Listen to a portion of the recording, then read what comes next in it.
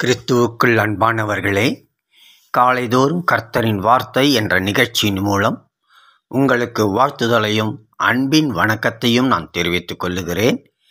இன்றைய நாளுக்கான தேவ வார்த்தையானது எரேமியா 10 அதிகாரம் 23 எரேமியா 10:23.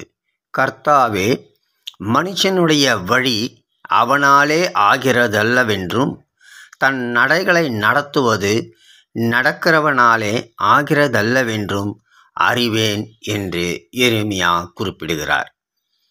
மனுஷனுடைய வழி என்று வேதம் கூறுவதை பார்க்கும்போதே நமக்கு ஒன்று புலப்படுகிறது.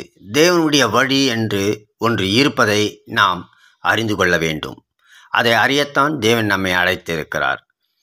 மனுஷனுடைய வழி என்பது மனுஷனுடைய நினைவுகளின்படியும் அவனுடைய விருப்பத்தின்படியும் தான் இருக்கும்.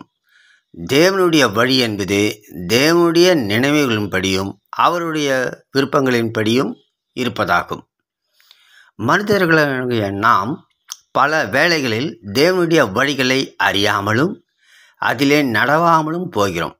இதற்கு காரணம், தேவனுடைய வழிகள் நாம் விரும்புவது போல இல்லாமல் நம்முடைய விருப்பங்களுக்கும் நேரெதிராகவே ஒரு சில வேளைகளில் காணப்படும். ஆனால் மனிதர்களுடைய வழியோ நமக்கு எளிதானதைப் போலவும் நம்முடைய விருப்பங்களின் படியையும் காட்சி அளிக்கிறதாக காணப்படுகிறது. தேவனுடைய வழிகளை நாம் அறிந்து நடக்க இந்த நாளிலே முற்பட வேண்டும் என்பதையே இந்த வார்த்தைகள் நமக்கு தெளிவுபடுத்துகிறது. இதை குறித்து அறிந்து கொள்ள வேண்டுமானால் வேதத்தின்படியாக அவர்களுக்கு முன்னாலே ஒரு புருஷனை அனுப்பினார் என்று சங்கீதம் 105:17 நமக்கு தெளிவுபடுத்துகிறது. அவர்களுக்கு முன்னாலே ஒரு புருஷனை அனுப்பினார்.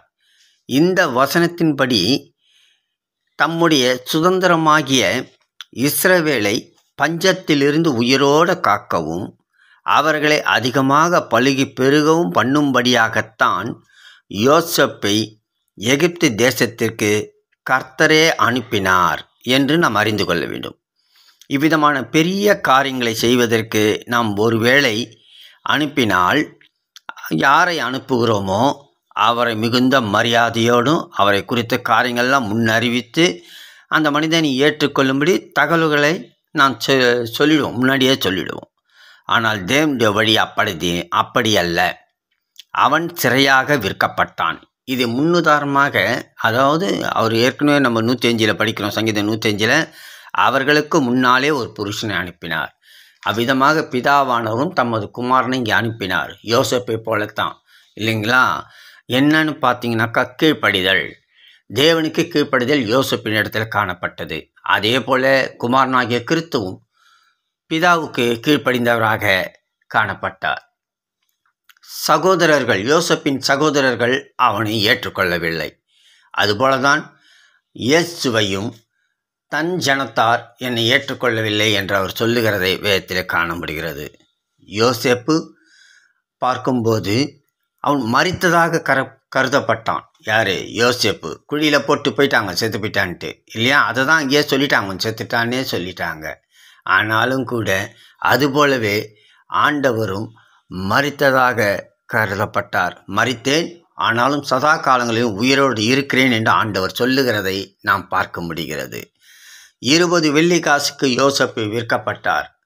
30 வெள்ளிக்காசுக்கு ஆண்டவராக இயேசு காட்டி கொடுக்கப்பட்டார். இரண்டுக்கும் அதிக ஒற்றுமைகளும் ஒப்புமைகளும் இருக்கிறது. ஆனால் தேவனுடைய வழி அப்படியல்ல. அவன் சரியாக விற்கப்பட்டான் என்று பார்த்தோம் அல்லவா? அவனுடைய கால்களையும் கரங்களையும் விலகு போட்டு ஒடுக்கினார்கள். அவனுடைய பிராணன் இரும்பிலே அடைக்கப்பட்டிருந்தது, இல்லையா? அவ்விதமாக எல்லா வித காரியங்களும் யோசேப்பு அனுபவித்தான். ஆனால் தேவனுக்குரிய வழிகளில் அவன் நடந்தபடினாலே இவ்விதமான பாடுகள் அவனுக்கு கிடைத்தது. ஆனாலும் இந்த நாளிலே நாம் அறிந்து கொள்வது, தேவனுடைய வழிகள் ஆரம்பம், அந்த வழிகளின் ஆரம்பம் கஷ்டமானதைப் போல தோன்றினாலும் முடிவில் அது ஆசீர்வாதமாக அமையும்.